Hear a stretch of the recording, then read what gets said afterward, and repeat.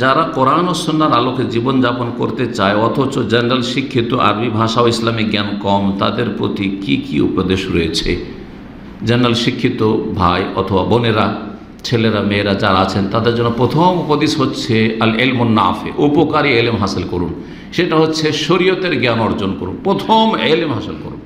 দুনিয়া শিখছেন, কিন্তু এই ছুটিগুলিতে, অবসর সময়ে, যেই দিনগুলিতে পড়ার এত আপনার ক্লাসের ব্যস্ততা থাকছে না, ইউনিভার্সিটিতে কলেজে পড়েন, ওই সব এত ব্যস্ততা নেই, বা ওর মাঝে আপনি প্রতিদিন 1 ঘন্টা করে সময় বের করেন যে এই সময়টা আমি ইসলাম স্টাডি করব, ইসলাম চর্চা করব, তৌহিদ আকিদার কিতাব পড়ব, তারপরে আপনার ফিকহি মাসাইল পড়ব, হাদিস পড়ব, কিছুটা কোরআনে কারিমের তরজমা তাফসীর পড়ব, তার সাথে ভালো কোনো আলেমের সংস্পর্শে থাকেন। নিজে থেকে শুধু কিতাবকে ওস্তাদ বানিয়ে শিখবেন না, বরং ভালো আলেমের সংস্পর্শে থাকেন। যেখানে কোনো সংশয় হবে, বুঝতে পারছেন না, অথবা নিজে বুঝলে বিভ্রান্তির আশঙ্কা রয়েছে, এক এক লোক এক একভাবে বোঝাচ্ছে, ক্লিয়ার করে নেবেন আলেমের মাধ্যমে। যদি ক্লিয়ার না করেন, এখানেই কিন্তু গুমরাহির খুব সম্ভাবনা রয়েছে, খুবই সম্ভাবনা রয়েছে। যে আয়াতগুলি বা হাদিসগুলি দেখেন গরম গরম, তখন গরম গরম আয়াত, শুধু আর যেগুলো নরম আছে সেগুলিকে বাদ দিয়ে দিলেন, তাহলে জেনারেল শিক্ষিত অনেকে জঙ্গি হয়ে যাচ্ছে। আরে এত জুলুম অত্যাচার হচ্ছে মুসলিমদের ওপর, আর আমরা বসে থাকবো কাপুরুষ নাকি?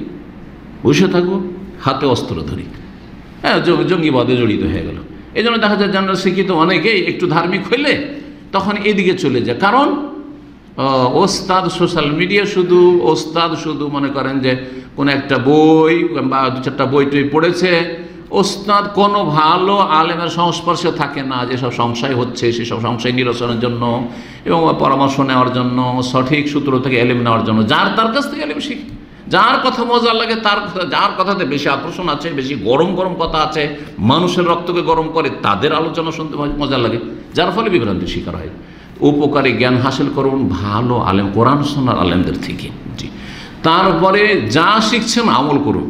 অনেকে শিখছেন, আমল করছেন না, বড়ই দুঃখ লাগে। সোশ্যাল মিডিয়াতে কিছু লোকের আচরণ দেখলে আউযুবিল্লাহ, একবারে মনে হচ্ছে পাক্কা সালাফি। আর কথাবার্তা যেগুলো স্ট্যাটাস দেয় আর শেয়ার করে, খুব সালাফিদের আলেম ওলামাদের শেয়ার করে, কিন্তু আখলাক চরিত্রের ভাষা এত অকথ্য ভাষা, নোংরা কথাবার্তা, তাদের আচার আচরণ, তুই তাকার। আর তারপরে না না না না, আপনি আদব কায়দা শেখেন, আপনি আমল করেন, আপনি ফরজ ওয়াজিব আদায় করেন, হারাম থেকে বেঁচে থাকেন।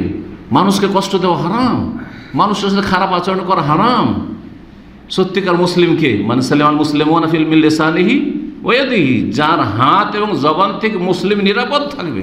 তো আপনার জবান দ্বারা, আপনার কলম দ্বারা যদি কেউ কষ্ট পায়, তো আপনি কেমন মুসলিম? তাহলে সোশ্যাল মিডিয়াতে যাকে তাকে যদি বিরোধী হয়, দরকার না এই এক পক্ষ, ও আর এক পক্ষ, ও আর এক পক্ষ, আর চলছে একে অপরকে মানে উঠে পড়ে আমল লেগেছে, নিজেরটা মানিয়ে নেবে যেখানে হোক না কেন। আপনার কি দরকার?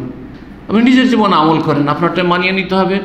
আপনি যে আলেমে বা যেই সংগঠনে, যে দলের পক্ষ নিয়েছেন, সেই দলকে একবারে পাক পবিত্র করে পেশ করতে হবে, এটা জরুরি, আপনার উপর ফরজ করা হয়েছে। যারা ওগুলো করছে করুক, আপনি এলেম শেখান, আমল করেন, আখলাক চরিত্র ঠিক করেন। আল্লাহ যেন তৌফিক দান করেন। অসার কথা কাজ থেকে, ফালতু কথা কাজ থেকে নিজেকে বাঁচিয়ে রাখেন। আল্লাহ যেন আমলের তৌফিক দান করেন।